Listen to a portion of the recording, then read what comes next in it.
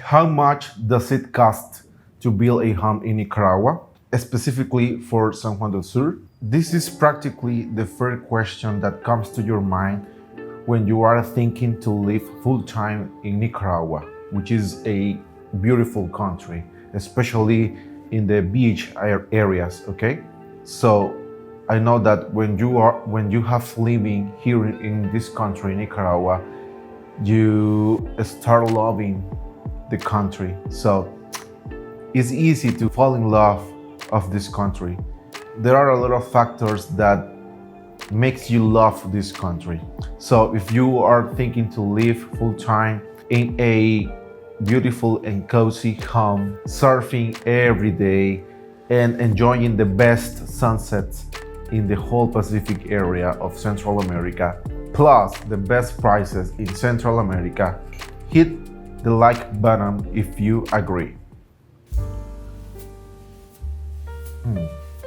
I'm drinking my favorite drink, which is cacao, by the way. You have to try it. It's delicious. So stay until the end of this video because I'm going to be talking the range of cost for building here in Nicaragua. I'm pretty sure you are going to learn a lot of construction and design. Okay, building in Nicaragua is totally different from other countries like Canada and United States. Is a different scenario, is a different rules, is a different jungle. And if someone who has been my client can tell us in the comments how different it is. First, obviously you need to carry out a design process. This is very important, a very smart design for your new home. So let's say you already have done this step and that you count with the proper construction drawings, everything with the permits, construction permits, and etc. But just in case, I'm going to leave in the comments below a link of a video where I've been talking about all the construction drawings, the permits, the minimum drawings you need to get for a proper construction process, and obviously to get the proper construction permits as well. So check out the comments below. So it's very important that from the beginning you have clear the final cost of the construction in the design. In other words, you need to design based in your budget. Let's say if you have available $200,000 for your new home, you need to divide all the costs. Obviously, you need to put the design process, initial permits, topography, air movement, the house itself, retaining walls if you are going to need a retaining wall, which is very common here in the San Juan del Sur area. So I'm going to leave another link where I was talking about the budget process as well, and how to calculate generally the cost from the beginning. So pricing is a very important step. So make sure that you have designed a house based in your construction budget, because we don't want surprises in the future when you are going to start the quotation process, okay? This is very important. The design complexity is an important role as well, because it's not the same designing and building a big house with a modern or minimalist style, which is simpler, than designing a smaller or tiny home, but with a more complex design. And I'm saying this because some clients have come to me and they say, okay, this is a tiny house, so the cost is going to be lower, talking about design, correct? And obviously for the construction process is going to be cheaper, but taking in mind that it's not the same designing a tiny home with a complex architecture, a lot of details, a lot of cladding stones, a lot of levels, a lot of windows. And as you know, it's more difficult try to get all the rooms in a small space. So some clients think that architects have a fixed design fee for everything, and the reality is that couldn't be further from the truth. Okay, designing a tiny house can be tricky, believe me, versus a bigger house, for example. So practically the design cost is the same because you need to carry out the same soil studies, which is a very important step. This is used to design the structural foundations, and obviously you are going to spend as an architect a lot of time trying to design a a tiny home. That's the truth. Therefore, we can say that the design fee is practically the same at some point for tiny houses and bigger houses. Now, let's talk about materials. If you want to build a durable home through the years with less maintenance, you need to use concrete, exterior and interior. No drywall, no dense glass, no durock inside the home. And obviously, this is more expensive. This is a very expensive alternative, but for me it's the best because you are going to build just once. The other option is to use monolithic concrete, is use the cinder blocks plus rivers plus cement. Okay, that's another very good alternative. And also, as you know, I design bioclimatic homes, and this means that you are going to use passive methods to cool the house, to take advantage of the environment, the natural illumination, natural airflow. Okay, so this is not cheap as well, but this is worth it in the long term.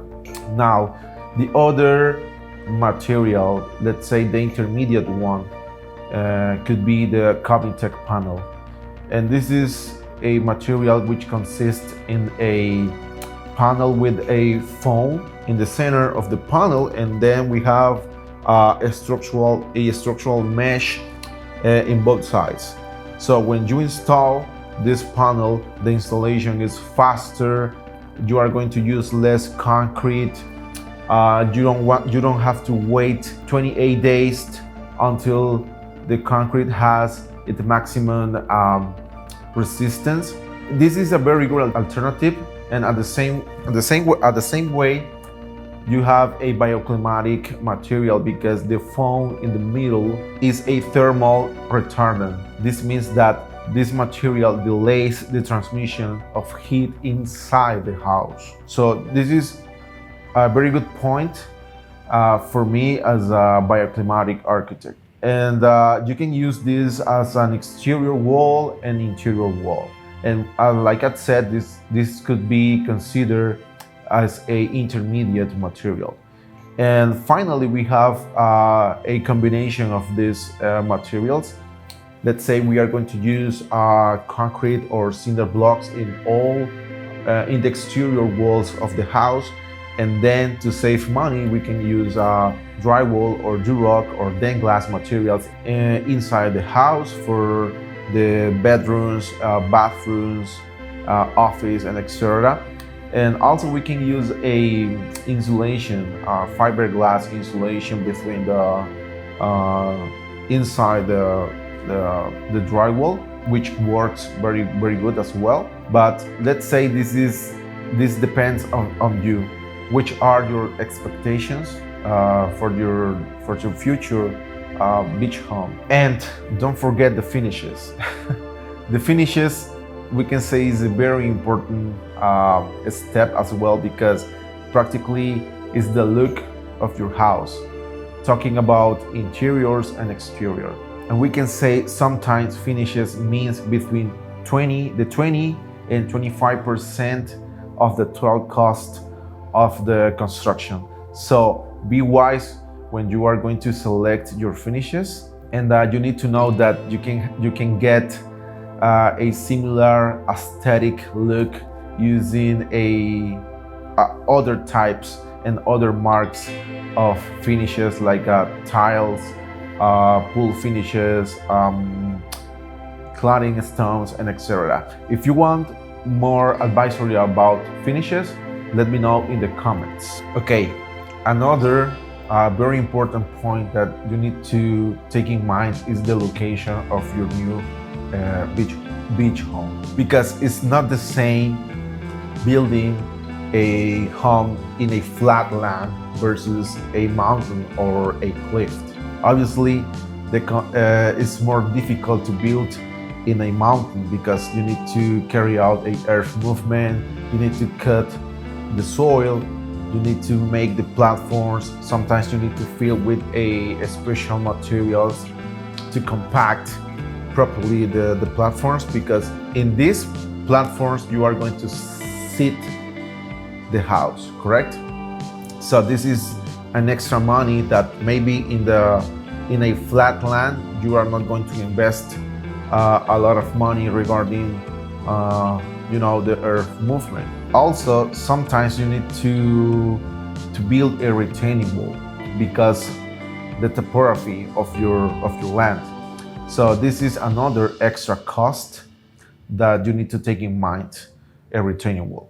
Building in San Juan del Sur is more expensive regarding the transportation as well, because it's not the same transporting materials in the same capital. Let's say Managua City is not the same that transporting material to San Juan del Sur, and it's not the same transporting material from Managua, where are all the big hardware stores, and it's not the same to transporting materials from Managua to Remanso Beach, for example. In a mountain, you need to use a different transportation, like a bobcat or a different truck, So this is another extra cost that you need to take in mind. Also, you need to think in the additional costs like furniture, appliances, septic systems, water cisterns, water wells, and etc.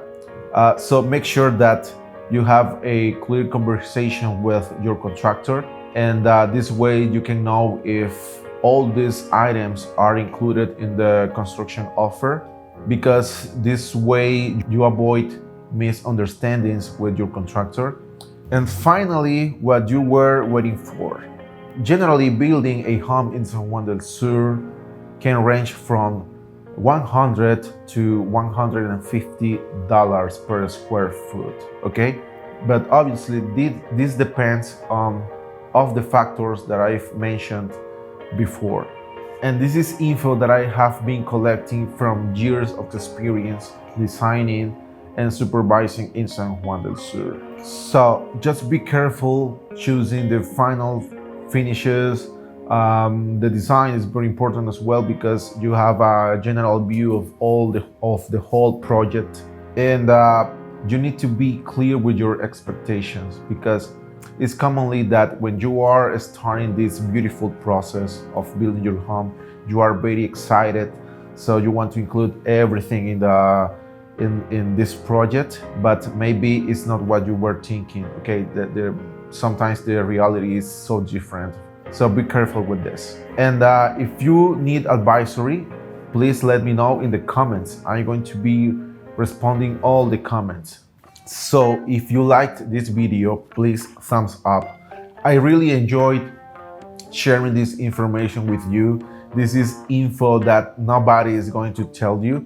So take advantage of this and subscribe to the channel to be aware of new videos. Thank you very much. Bye bye.